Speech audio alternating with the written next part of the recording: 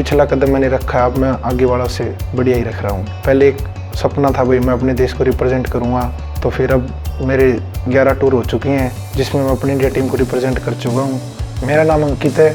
मैं भी जो BPHL की लीग की शुरुआत हो रही है उसमें महाराष्ट्र आयरनमैन टीम को रिप्रेजेंट कर रहा हूँ। Ankit Kumar will be donned in Maharashtra Ironman jersey for the inaugural season of Premier Handball League. But the right wing wasn't always into handball. It was hockey that got him into the sports circuit. Then how did he become a handball player? Let's find out.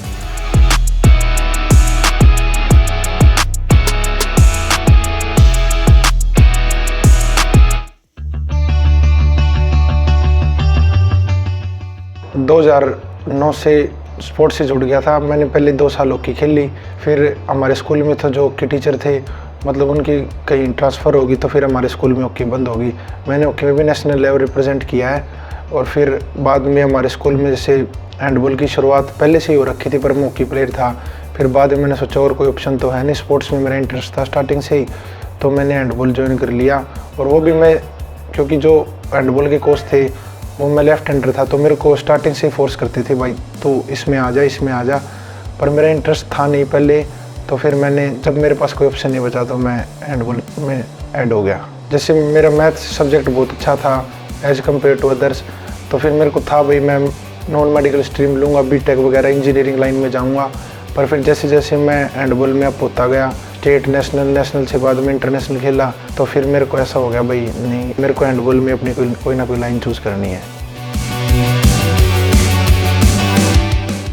फिर मैंने Delhi university से admission लिया in graduation, तो फिर मेरे को वो admission भी वो टॉप क्लास यूनिवर्सिटी और कॉलेज भी टॉप क्लास था, तो फिर मेरे को एक हैंडबॉल के कोटे से ही मेरे को एज ए स्पोर्ट्स पर्सन उधर मेरे को 3 महीने ही हुए थे। फिर ऐसे मेरे घर के जैसे थोड़े हालात इतने अच्छे नहीं थे, क्योंकि मेरे फादर किडनी ट्रांसप्लांट है, तो फिर मैंने घर वाले फोर्स करते थे भाई कोई नौकरी मिले तो ज्वाइन कर ली। 2017 मैंने एज ए डायरेक्ट हवलदार आर्मी ज्वाइन कर ली। फादर की भी प्रॉब्लम थी एक आर्मी में, वो बहुत अच्छी जॉब थी, मेरे को बहुत वहाँ से स्टैंड मिला। तो फिर क्या हुआ कि फादर की प्रॉब्लम थी तो अप डाउन करने में मेरे को बहुत ज़्यादा प्रॉब्लम होती थी। वहाँ छुट्टी एक काफ़ी लंबे समय के बाद मिलती, जैसे 4 महीने 5 महीने, तो घर पे कोई संभालने वाला भी नहीं था। फादर की कंडीशन सीरियस होती जा रही थी। 2020 में रेलवे ने ऑफ़र किया और वो भी मेरे घर के बिल्कुल पास दिल्ली एज ए TT, तो फिर मेरे को अच्छी लगी, तो फिर मैंने आर्मी से डिस्चार्ज लेके रेलवे ज्वाइन कर ली। तो पहले तो डिस्ट्रिक्ट भी में भी सिलेक्ट नहीं हो पाते थे, फिर हार्ड वर्क करा डे बाय डे, फिर मैं स्टेट लेवल तक पहुंचा, फिर मैं नेशनल लेवल पे मैंने रिप्रेजेंट किया। स्ट्रगल यही होता था, जैसे कभी ना कभी प्रैक्टिस करता तो कोई ना कोई छोटी मोटी इंजरी हो जाती है। मेरे फादर की, मैंने जैसे आपको बताया भी, ज़्यादा प्रॉब्लम थी, तो उनकी प्रॉब्लम की उसकी वजह से मैं प्रैक्टिस पे भी कई बार मिस कर देता। कई बार मैंने चैम्पियनशिप वगैरह जैसे नेशनल लेवल की वो मिस की हुई है। सपोर्ट तो मैडम मेरे को मेरी मदर ने किया है, मदर फादर दोनों ने किया, पर मदर ने मेरे को बहुत ज़्यादा सपोर्ट किया है। और एक प्लेयर ऊपर जाता है तो सपोर्ट तो सभी का आता है, उसके फ्रेंड्स का भी, उसकी फैमिली का भी, उसके कोचेज़ का भी। मेरे कोच है जो हमारे करमवीर सर है और एक दीपक सर है, वही मेरे को हैंडबॉल में लेके आए थे और उन्होंने मेरे को कोचिंग दी और उन्हीं की बदौलत मैं आज इधर पहुँचा हूँ।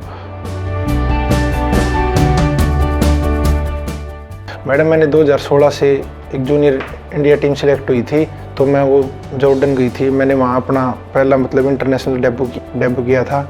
और फिर ऐसे 2016 में ही फिर हमारी एक टीम गई थी बांग्लादेश, उसमें किया। फिर ऐसे 18 में एक पाकिस्तान टीम गई थी। फिर मैं 2018 में, मतलब मैं एक जूनियर लेवल का ही प्लेयर था, पर मेरे को नेशनल में अच्छी परफॉर्मेंस की वजह से मेरे को सीनियर टीम में सेलेक्ट किया। वो मेरे लिए आज तक का बेस्ट मोमेंट था। उसी ने मतलब मेरी एकदम से, क्योंकि 2017 तक मैं नॉर्मल एवरेज ही प्लेयर था, तो 2018 तक मेरे को एक अच्छी हाइप मिली। वहाँ से मैं सीनियर इंडिया टीम में सेलेक्ट हुआ और वहाँ मेरा परफॉर्मेंस भी ठीक रहा। फिर मेरे को एशियन गेम के कैंप मिला, वहाँ भी मेरी सही परफॉर्मेंस थी। तो ऐसे ऐसे मैं,